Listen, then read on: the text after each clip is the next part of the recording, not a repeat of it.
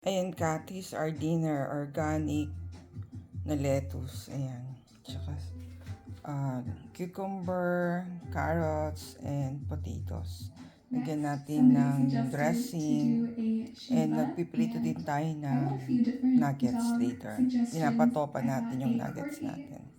At lagyan ko din ng raisins ang aking salad. At yun, late mga 15 minutes, iluluto natin yung ating nuggets. Ayan, Kat, nag-fry tayo ng nuggets, letters and numbers. Not sponsored, ayan, kasama sa dinner natin.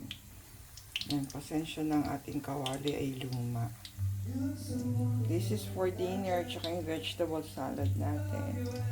Ko alam kung luto na ang nuggets ko. Okay na ba yan? Pwede na ba yan, Popsi?